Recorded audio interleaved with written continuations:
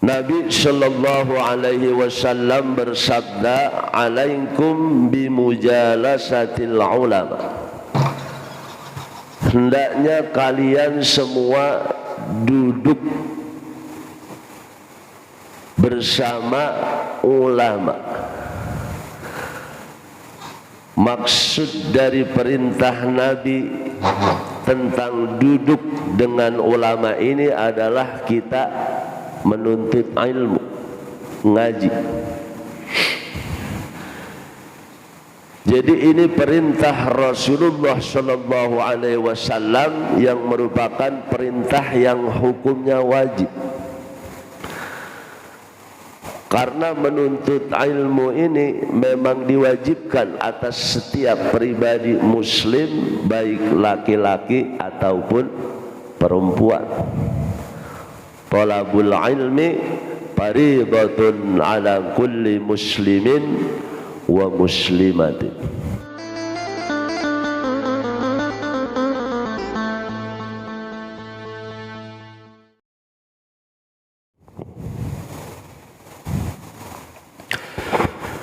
Assalamualaikum warahmatullahi wabarakatuh.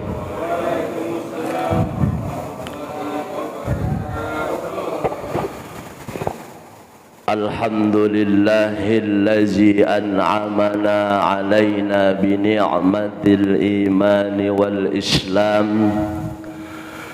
Ashhadu an la ilaha illallahul malikul allam wa ashhadu anna sayyidana Muhammadan abduhu wa rasuluhu sahibul umam. Allahumma salli wa sallim wa barik ala sayyidina Muhammadin wa ala alihi wa ashabihi wa man tabi'ahum ila yaumiz ziham, amma ba'd. Qalu subhanaka la ilma lana illa ma 'allamtana innaka antal alimul hakim. Yang saya hormati Ketua DKM Masjid At-Taqwa Bapak Haji Burhanuddin beserta segenap jajaran pengurus DKM, para hadirin jamaah Masjid At-Taqwa yang insyaallah kita semua sama-sama dalam perlindungan dan rahmat Allah Subhanahu wa ta'ala. Puji syukur kita panjatkan kehadirat Allah atas limpahan nikmat dan karunia-Nya. Kita bisa hadir kembali di majlis yang mulia ini dalam rangka thalabul ilmi. Mudah-mudahan kita semua mendapatkan berkah dari Allah Subhanahu wa ta'ala. Salawat teriring salam semoga tercurah dan terlimpah kepada baginda Nabi besar Muhammad sallallahu alaihi wasallam beserta segenap keluarganya dan juga para sahabat-sahabatnya. Marilah kita sama-sama seperti biasa mengawali kajian kita dengan pembacaan Ummul Quran atau suratul Fatihah. Mudah-mudahan dengan karomah ta'lim ini Allah anugerahkan kita ilmu yang bermanfaat. Allah berikan kita kesehatan lahir maupun batin.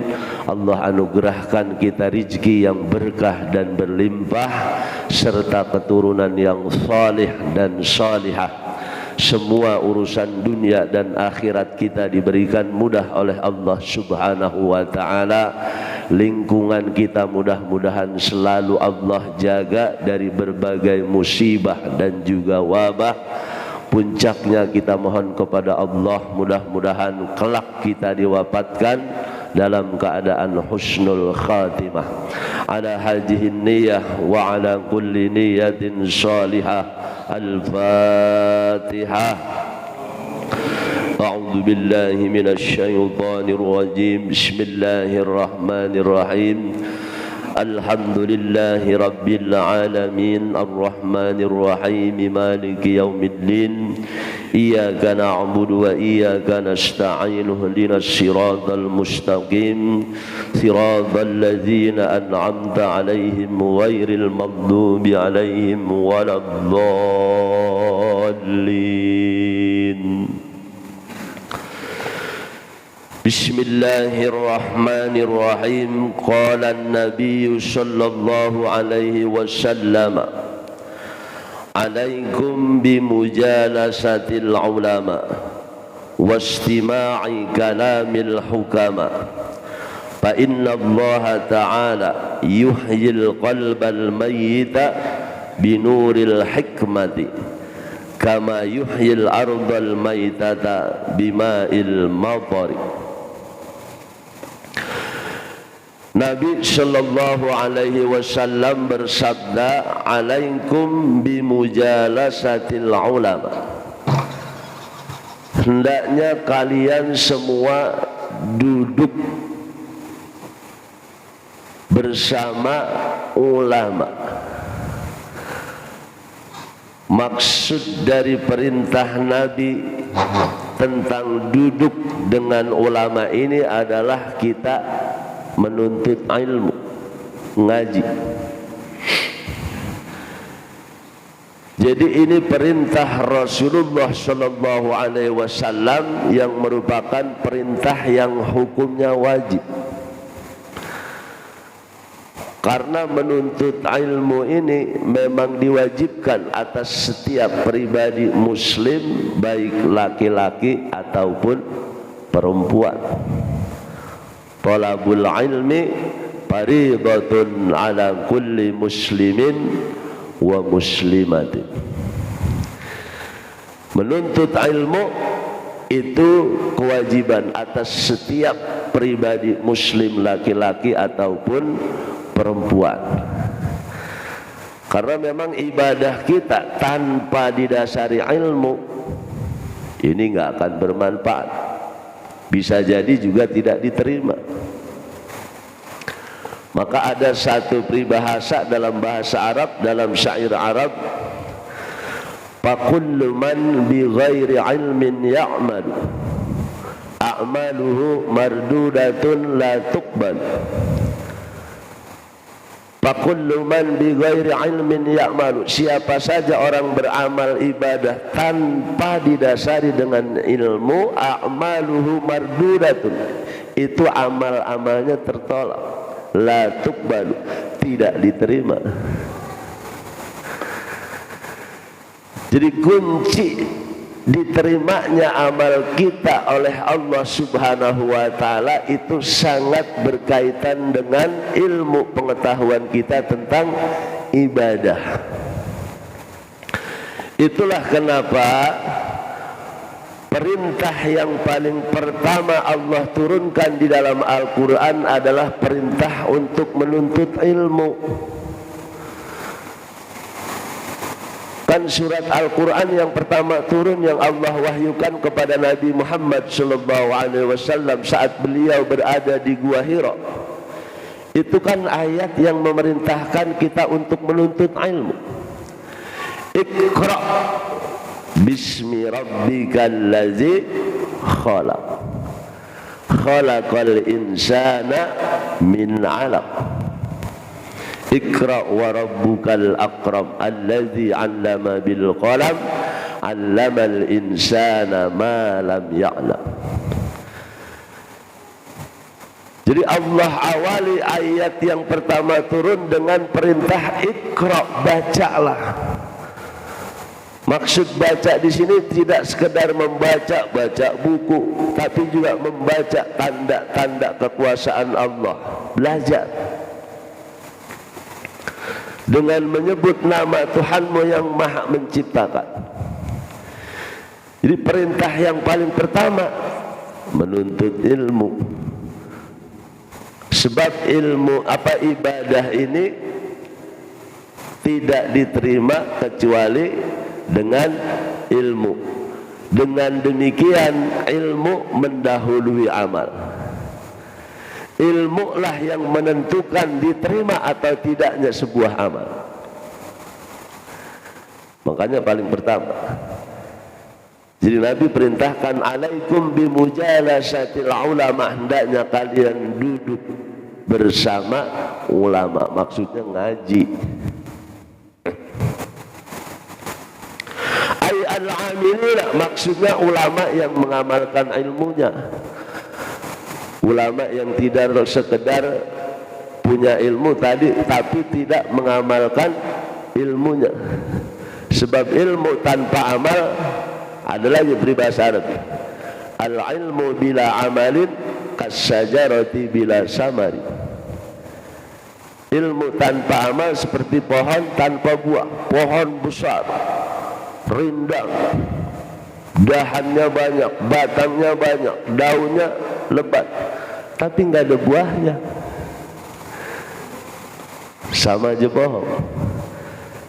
Seperti itulah orang yang punya ilmu tanpa mau mengamalkan ilmunya. Laksana pohon tanpa buah. Wastima'i kalamil hukama, dan mendengarkan kalam, ucapan, nasihat hukama yang bijaksana. Jadi harapan kita duduk bersama ulama ini agar kita bisa mendengarkan nasihat-nasihat yang bijaksana. Makanya ulama ini ngomong harus bijak, jangan sembarangan. Jangan ngucapin sesuatu yang membuat umat resah, bingung. Tidak semua orang paham dengan apa yang disampaikan oleh kita ulama. Ada ulama mengatakan sesuatu yang membuat umat bingung, orang-orang awam keder.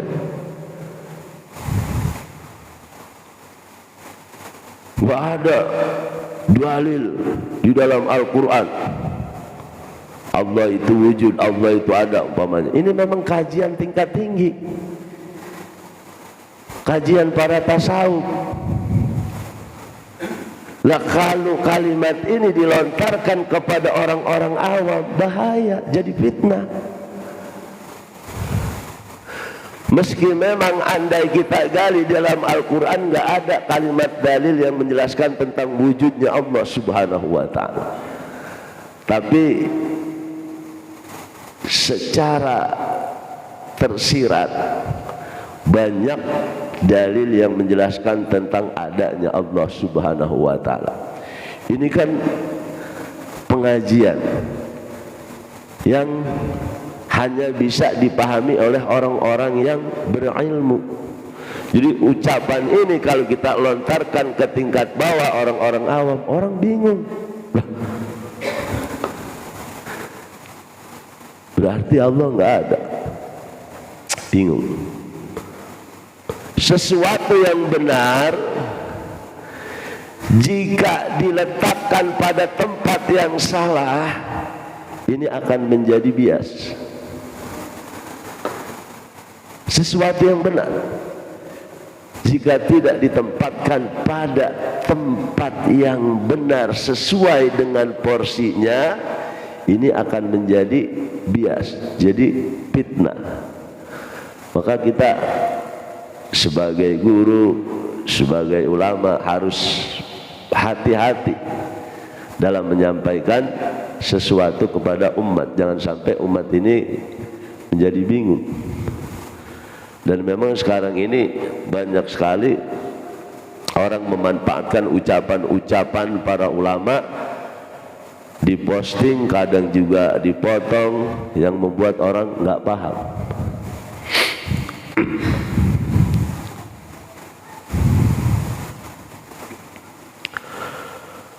Wastima'i kalamil hukama, mendengarkan nasihat-nasihat yang bijak, ay al-alamina bizatillah, yaitu orang-orang yang mengetahui tentang zat Allah, orang yang makrifat. Jadi orang yang sudah makrifat dengan Allah ini, dia pasti akan memberikan nasihat-nasihat yang bijaksana agar umat ini senantiasa mau beribadah kepada Allah Subhanahu wa ta'ala.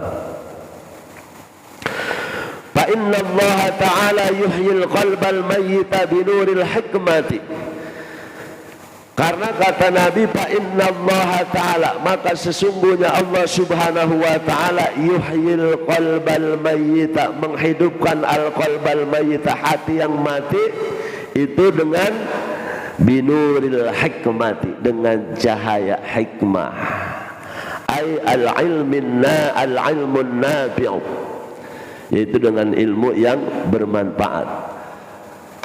Jadi Allah subhanahu wa ta'ala menghidupkan hati kita yang mati lewat ilmu. Makanya kata Imam Syafi'i dalam kitab Ihya Ulumuddin, orang Islam yang enggak menuntut ilmu 3 hari saja, maka hatinya akan mati. Coba dah baca dalam kitab Ihya Ulumuddin, sekarang banyak terjemahannya. Orang yang 3 hari tidak menuntut ilmu, hatinya akan mati. Makanya Masjid At-Taqwa ini cakep banget. Malam minggu, minggu pagi, malam Senin, malam Rebo ada taklim, supaya hati kita hidup terus. Sebab memang kita ibadah ini harus dipancing dengan nasihat-nasihat para ulama-ulama ahli hikmah, supaya bisa memotivasi ibadah kita kepada Allah subhanahu wa ta'ala. Jadi itulah fungsi kita menuntut ilmu dan fungsi nasihat dari para ulama, agar kita selalu giat beribadah kepada Allah subhanahu wa ta'ala. Kama yuhyil ardal maitata bima'il matari, sebagaimana Allah menghidupkan tanah yang tandus bima'il matari, dengan air hujan. Jadi ilmu yang kita dapatkan dari para ulama ini laksana air hujan yang bisa membuat tanah yang tadinya tandus menjadi subur. Saat hujan turun, tanah yang tandus ini diolah dengan air tersebut, sehingga tanah tadi bisa menjadi tanah yang subur. Ketika ditanamkan pohon, maka dia akan menghasilkan buah yang bagus.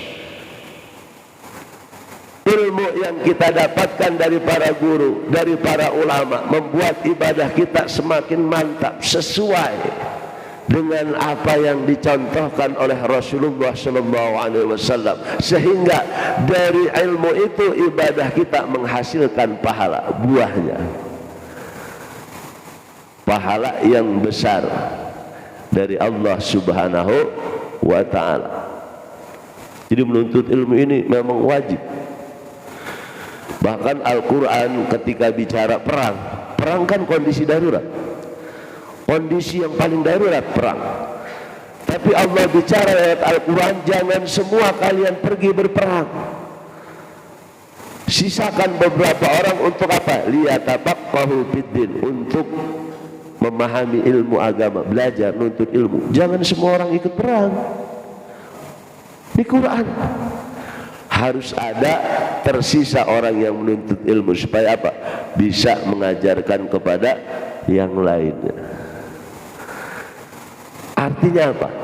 Menuntut ilmu ini sama pahalanya dengan perang fisabilillah, sama dengan orang yang gugur sebagai syahid di tengah peperangan membela agama Allah subhanahu wa ta'ala. Makanya benar kata Nabi, man salaka tariqan yaltamisu fihi ilman sahhalallahu lahu bihi tariqan ilal jannati.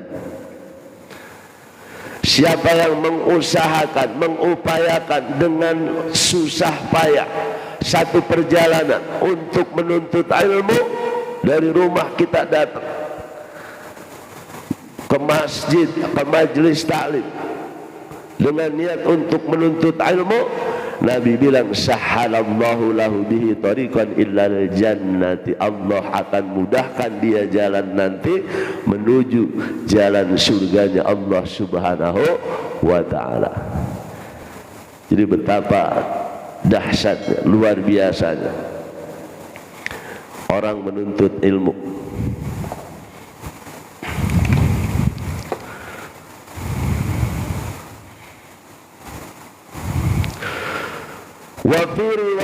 at-Tabrani an Abi Hanifah jalisul kubara wa sa'ilul ulama wa khalitul hukama.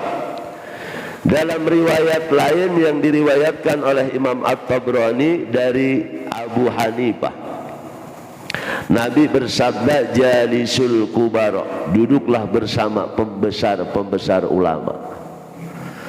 Maksudnya juga sama tadi, yaitu menuntut ilmu. Wasailul ulama, dan bertanyalah kepada para ulama. Jadi jika ada sesuatu yang meragukan tentang ibadah kita atau terkait dengan apapun, bertanyalah kita kepada para ulama. Jadi kalau kita nggak tahu, fas'alu ahla zikri, maka bertanyalah. Quran, fas'alu ahla zikri ay al-ulama, bertanyalah kepada ahli zikir. Maksud ahli zikir ini ulama.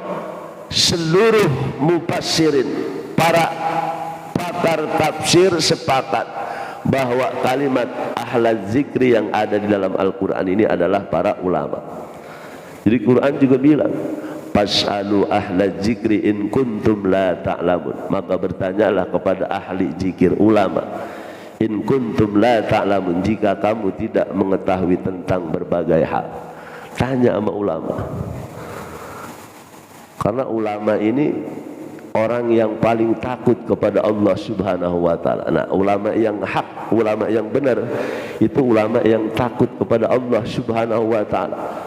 Bukan takut kepada manusia, bukan takut kepada pimpinan, bukan takut kepada penguasa dan sebagainya, tapi innama yahsallaha min ibadihi al-ulama. Sesungguhnya orang yang paling takut kepada Allah adalah para ulama.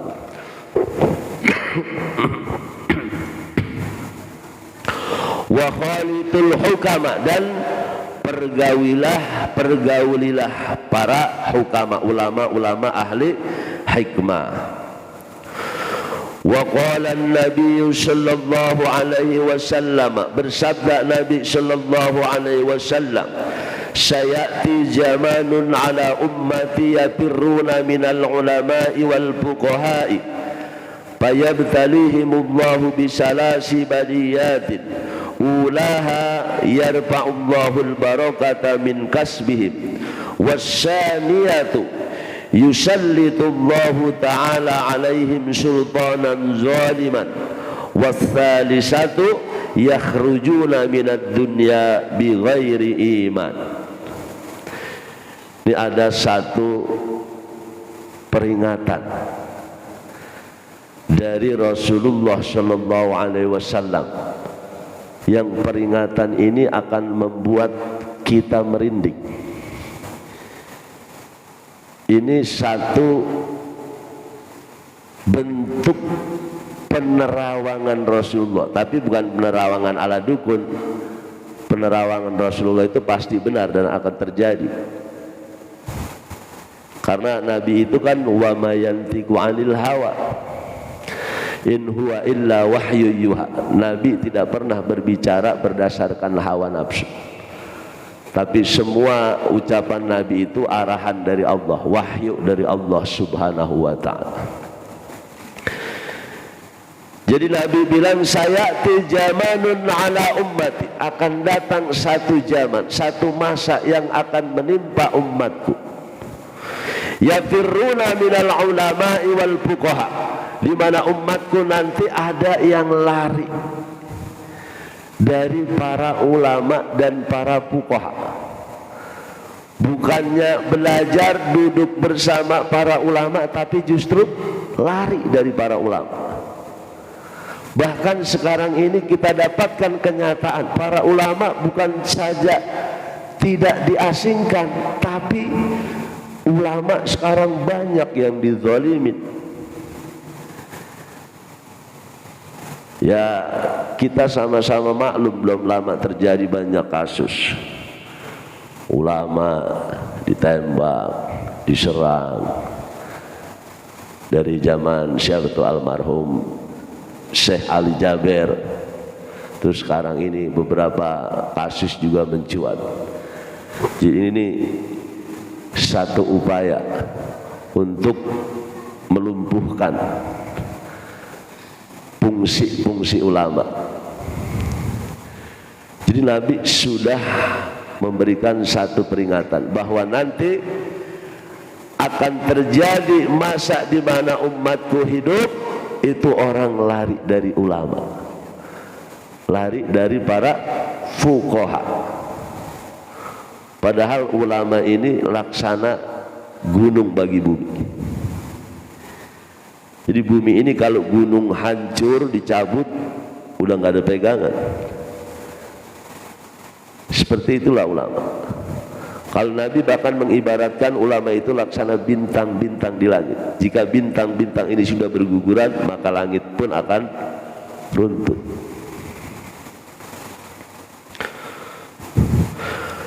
Fayabtalihimullahu bisalasi baliyatin. Jika ini sudah terjadi, orang lari dari para ulama, bahkan menzalimi ulama, fayabtalihumullahu bisalasi baliyatin. Allah akan timpakan musibah kepada umat itu dengan 3 macam bala musibah.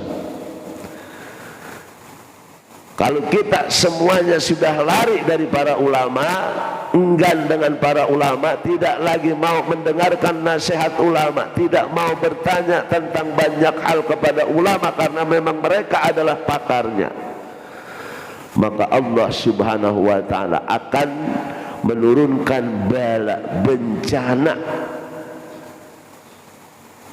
dalam bentuk 3 macam bala bencana. Ulaha yang pertama, yarfa'ullahul barakata min kasbihim. Yarfa'ullahul barakata, Allah akan mencabut keberkahan min kasbihim, dari semua usaha mereka. Yang bekerja, yang dagang, yang profesi apapun, usahanya nggak berkah kalau umat sudah lari dari para ulama. Jadi ulama ini benar-benar sesuatu yang memang harus kita hormati, karena ulama itu al-ulama warasatul anbiya, pewaris penerus. Jadi menghormati ulama sama dengan menghormati Nabi. Kenapa? Ini warisan Nabi, ulama. Jadi kalau kita sudah lari dari ulama, yarfa'ullahu al-barakata min kasbihim, Allah akan cabut keberkahan dalam semua usaha kita. Meskipun secara materi kita dagang untungnya banyak, kerja gajinya gede, banyak lemburan, tapi uangnya nggak bermanfaat, tidak menghasilkan kebaikan. Kan berkah itu kan jihadatun fil khair, selalu menambah kebaikan, bertambah kebaikan. Dari kebaikan kemudian oleh kebaikan menjadi kebaikan untuk kebaikan, itu berkah. Jadi semuanya selalu baik. Meski secara materi uang melimpah belum tentu berkah, tapi bisa jadi uang yang pas-pasan tapi berkah. Jadi berkah itu tidak bisa diukur dari kuantitasnya, tapi dari kualitas. Walaupun kita usaha ya katakanlah pas-pasan, tapi ya semuanya baik, makan enak, sehat, anak kita bergaulnya baik, nggak terjerumus dengan pergaulan yang terlarang dan sebagainya. Berapa banyak orang pengusaha untungnya gede, usahanya selalu menghasilkan uang banyak setiap hari, tapi keluarganya hancur, anak-anaknya terjerumus dalam pergaulan bebas, narkoba dan sebagainya. Itu berarti nggak berkah. Jadi berkah itu tidak selalu dinilai berdasarkan kuantitas, tapi kualitas.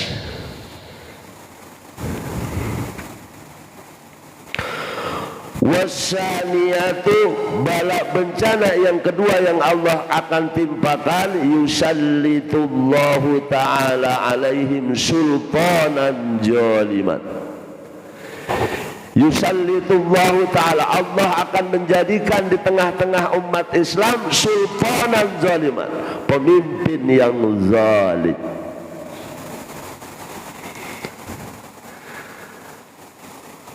Kalau kita sudah berpaling dari para ulama, salah satu bala bencana yang Allah akan timpakan kepada kita adalah yusallitullahu alaihim sultanan zaliman. Allah akan jadikan pemimpin-pemimpin yang zalim di tengah-tengah kita umat Islam. Ya, sekarang kita tinggal sama-sama mikir aja, introspeksi. Kenapa kita sekarang kayak begini? Ya nggak usah jelas-jelas danta-danta dah ngomongnya, udah paham dah. Ya bisa jadi ini semua dari kita. Kita yang kadang gampang diiming-iming oleh secuil dunia, akhirnya kita tidak pedulikan agama. Maksudnya begini, kita ini harus melek tentang siapa yang harus kita jadikan sebagai pemimpin itu, dan tentu juga harus dibarengi dengan ketaatan kita kepada Allah Subhanahu wa taala, ketaatan kita kepada Rasulullah sallallahu alaihi wasallam.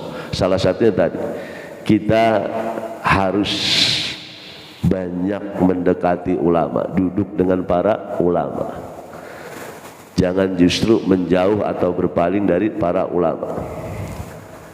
Karena kalau tidak, ya Allah Subhanahu wa taala, tadi kata Nabi, yusallitullahu alaihim sultanan zaliman.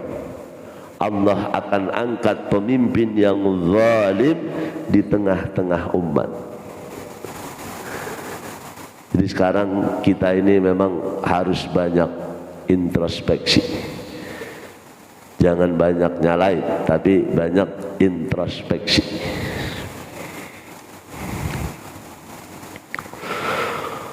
Wasalisatu, dan yang ketiga bencana yang Allah akan timpakan kepada umat saat umat ini sudah berpaling dari ulama, yakhrujuna minad dunya bighairi iman.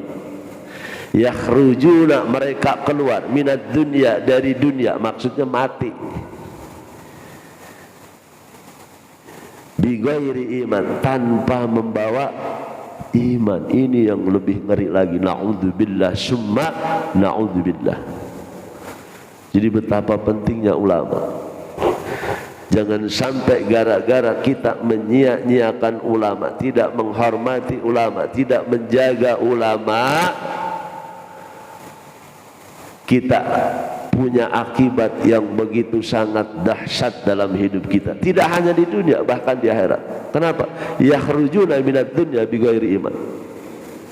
Mati dalam keadaan tidak membawa iman. Na'udzubillah. Jadi kita harus benar-benar menjaga ulama, memelihara ulama, melindungi ulama. Karena niat dan tekad kita untuk menjaga para ulama ini bagian dari jihad, bagian dari perintah Allah dan juga perintah kepada Rasulullah sallallahu alaihi wasallam. Jadi apapun resiko yang harus kita hadapi, jika kita menjalankan perintah Allah dan Rasulullah, pasti akan dimenangkan. Jangan sampai kita menyia-nyiakan para ulama.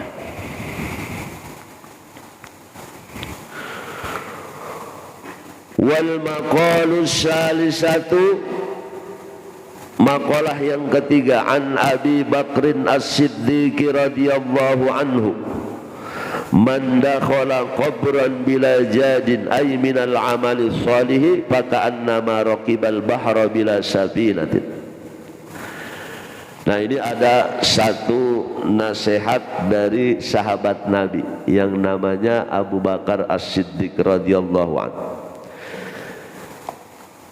Kata Abu Bakar As-Siddiq, man dakhalal qabra bila zadin, siapa yang masuk ke dalam kubur bila zadin, tanpa bekal. Maksudnya masuk ke dalam kubur, siapa yang mati kan pasti dikubur. Siapa yang mati kemudian jadi kubur bila jadin, tanpa membawa bekal, ay minal amalus shalih, itu bekal dalam bentuk amal yang baik, amal yang saleh, baik amal yang baik yang kita tunjukkan kepada Allah Subhanahu wa taala atau kita peruntukkan terhadap sesama.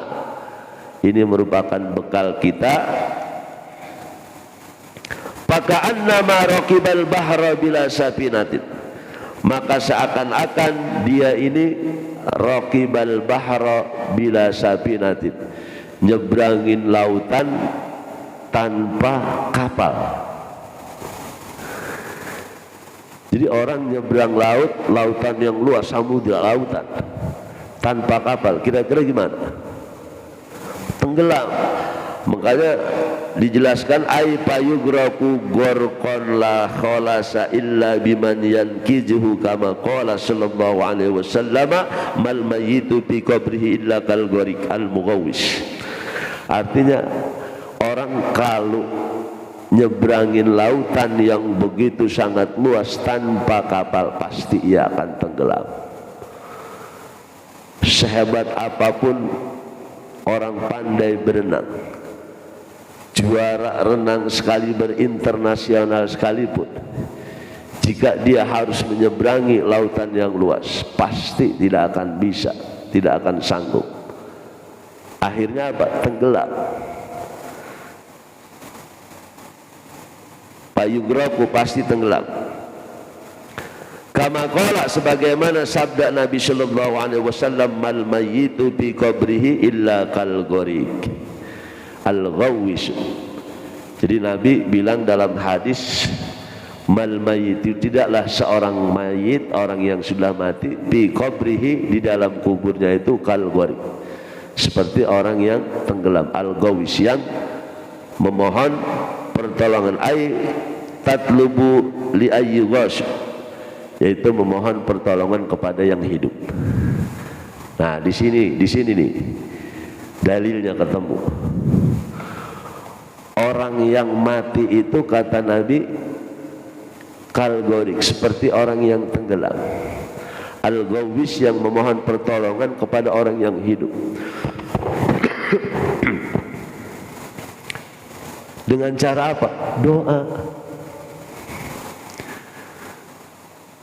Lewat doa orang-orang yang hidup kepada orang yang mati, maka orang yang mati di dalam kubur ini yang selaksana tenggelam, dia akan tertolong.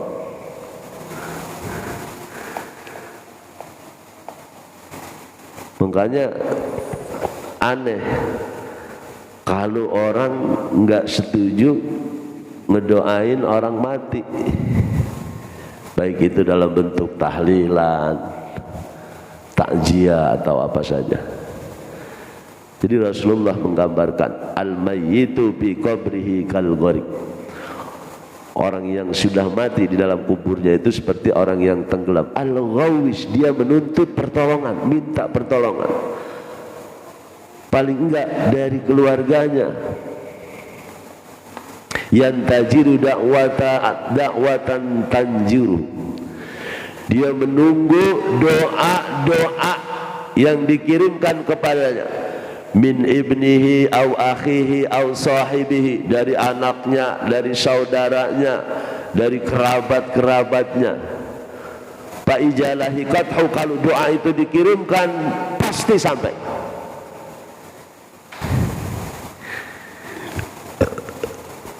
Dan itu fa ijalahi qathu kanat ahabba minad dunya wa ma biha. Kalau orang mati didoain sama yang hidup, itulah yang diharapkan dan lebih dia cintai daripada dunia dan seluruh isinya. Kenapa? Karena memang orang mati udah nggak butuh dunia. Yang dia harapin cuman doa.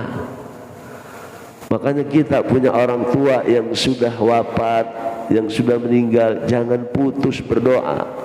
Doain sebut namanya, doakan, bacain Fatihah. Kenapa? Ini akan menjadi penolong. Dan ini biasanya akan berbalik buat diri kita. Kita kalau sering mendoakan orang yang mati, kelak saat kita mati nanti, Allah gerakkan hati orang-orang yang hidup untuk mendoakan kita. Jangan pelit-pelit kita doa, diajak undang tahlil, takziah, atau kalau kita mempersempit diri, Allah sempitkan lagi diri kita. Tapi kalau kita memperluas diri kita untuk orang lain, Allah akan gerakan semua hati manusia, bahkan orang yang enggak kenal sekalipun digerakkan oleh Allah Subhanahu wa taala untuk mendoakan kita saat kita wafat. Kenapa? Karena kita waktu hidupnya gampang doain orang, enggak susah. Makanya sama orang mati itu udah jangan ada rasa benci, jangan ada rasa dendam. Wah, dulu dia pernah begini-gini, lepas, habis. Kita ganti dengan apa? Doa. Maka kita nanti pada waktunya pasti akan banyak didoakan oleh orang lain. Al-Fatihah. A'udzu billahi minasyaitonir rajim. Bismillahirrahmanirrahim.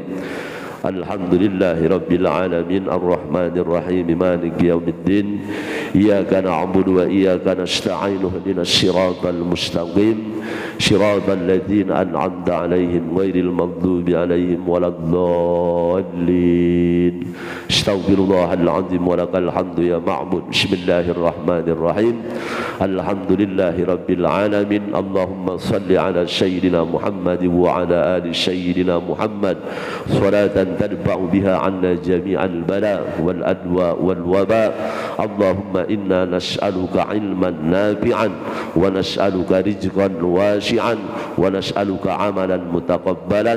ربنا آتنا في الدنيا حسنة وفي الآخرة حسنة وقنا عذاب النار. وصلى الله على سيدنا محمد وعلى آله وصحبه وسلم والحمد لله رب العالمين. والسلام عليكم ورحمة الله wabarakatuh.